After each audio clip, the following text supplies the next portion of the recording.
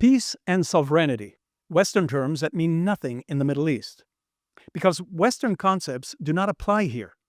The only currency that holds value in this region is strength. Yet time and again, commentators and self-proclaimed experts insist on interpreting and analyzing regional events through a Western lens. When you talk about concessions, talk about peace and compromise, in this region, all you do is encourage violence among the Islamist jihadists, as we saw today in Israel once again. Hi, I'm Daniel Seaman. Thank you for joining me here on Straight Up on JNS TV in our Jerusalem, Israel studios. 3 interesting events occurred lately here in Israel. They very much tell the story of the realities we are facing. Much of the focus is on the UN Security Council decision from earlier this week and what it means for Israel. I'll touch on that in a moment, but there are 2 other items that need to be addressed. First, another terror attack occurred on Tuesday at one of the busiest intersections in Judea near Jerusalem. Arab terrorists car-rammed Jews standing at a bus stop, and then the 3 terrorists jumped out with knives, stabbing Israeli civilians. 1 Jew was murdered, 3 more were injured. The terrorists themselves were killed before carrying out a more bloody attack that they had planned, as there were weapons and bombs found in the car. Their murderous ways continue because the world has excused their violence and let them understand that they will not hold them accountable for massacres, violence, and decades of terror. The world wants to rebuild Gaza for them and reward them with a state. The world ignores the fact that this violence is not just directed at Israel, regardless of the excuses the Arabs make to justify it. That is proven through another event that happened on Tuesday. A farewell ceremony was held early Tuesday morning at Ben Gurion Airport for Joshua Lioto Molel, the Tanzanian agriculture student who was murdered by Hamas terrorists on the morning of October 7th in the massacre then. He was one of the 14 international students that were killed by Hamas during the attack on Kibbutz Nahal Oz. They knew when they kidnapped him that he wasn't an occupier or a colonialist or any of the other excuses they have made to justify their murderous ways. He wasn't one of them, so they beat him, tortured him, and then shot him to death, live on camera, and held his body hostage for the past 2 years. But the big story this week is obviously the UN Security Council decision regarding the Trump plan. Many Israelis are not happy about it, and once again they question Netanyahu and his decisions. How often have we seen this over the past 2 years? The self-proclaimed know-it-alls, those quick to second-guess Netanyahu, criticizing his actions or what they perceive as inaction, especially when it comes to war and diplomacy. And then, surprise, something emerges from behind the scenes. A quiet maneuver, a strategic move, a brilliant military strike, or a diplomatic thread that has been pulled all along. Suddenly the picture changes, and all those voices that were busy whining and complaining, they're left stunned by the foresight that they failed to see. We saw this as they urged him to open the 2nd and 3rd fronts at the outbreak of the war, when they slammed him for not striking Hezbollah or criticized his Iran policy. And then there were those who demanded he avoid taking Rafah or the border corridor along Egypt. And the worst was those who were calling for him to make every concession, even surrendering to Hamas, just to secure the hostages, because as they said, there's no other way to release them. Well, they're back at it again, despite everything that we've seen over the past 2 years, with their chorus of criticism, this time over what they claim is Netanyahu's failure to block the U.S. resolution at the UN, one that they are concerned could pave the way for a Palestinian state. And they are right on the face of things. But it's what's happening behind the scenes that counts, things they have no idea of. As we all know, anyone with decades of experience in a job is considered an expert.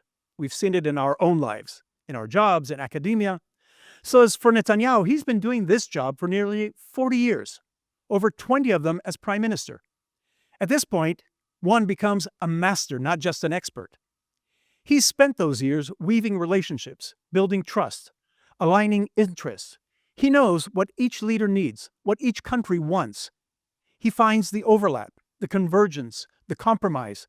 He's molded Israel into a strategic centerpiece of not just the region, but on the global platform and stage. So while the critics clamor for instant results, Netanyahu, he plays for the long game, and history tends to favor those who do. Here in the West, as I've said before on my podcast, we're addicted to immediacy. We want results now, instant results. We live in a media cycle that demands rapid response, breaking news, exclusivity. And behind all of that are the financial interests of the media owners and the investors that we shall not name. To illustrate my point, let's take the issue of U.S. aid to Israel, for example. The media loves to spotlight the $3 billion in military aid that Israel receives. But they leave out two important aspects of the story. A, the context. The U.S. gives aid to more than 180 other countries in the world, totaling around $170 billion. Israel's share in this is just a fraction. But they focus on Israel because Jews is news. And then there's B, the bigger picture. What the U.S. receives in return from Israel.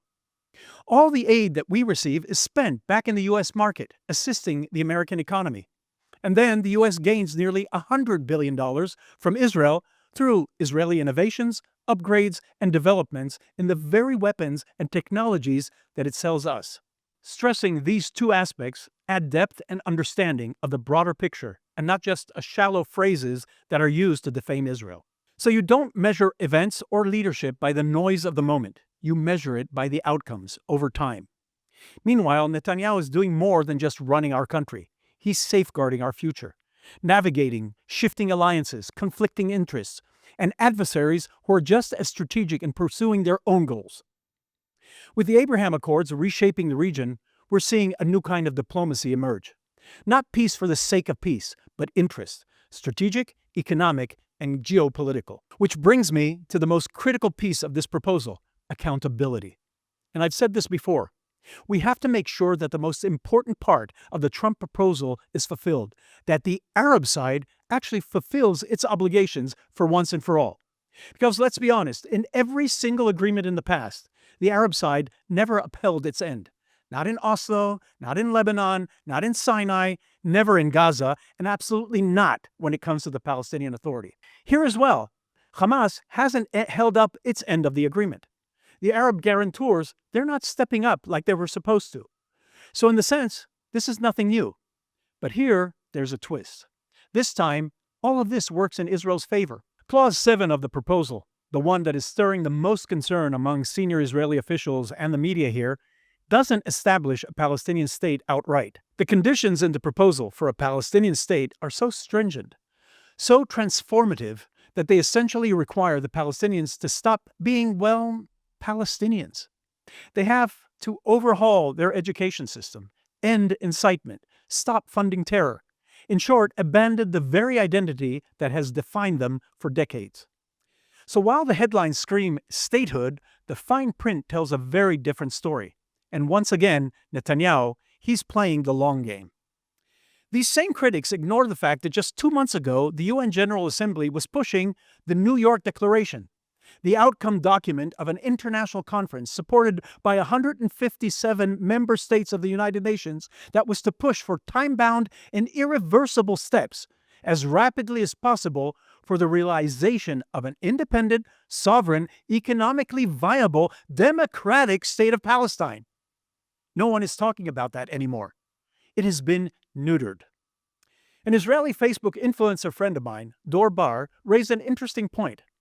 She writes in a Facebook post that the proposal is classic Trump. Just read The Art of the Deal. Rule number 1, make your opponent think he's winning. And Trump's opponent here, they're not the Palestinians. It's Qatar and the Gulf states. He's giving them a way to save face, to exit gracefully, to pretend they're still backing Palestine while quietly aligning with Israel. And the more Netanyahu refuses, the more the Arab world supports it, knowing very well that is completely unfeasible. That's the brilliance of all that is happening right now. Israel is still following developments in Iran and with the Hezbollah in Lebanon, and may yet have to address these areas again. There's never a dull moment here. And Netanyahu? He has to do all of this while dealing with the short-sighted political opponents and the treacherous left wing in Israel who will do everything and anything to undermine the country.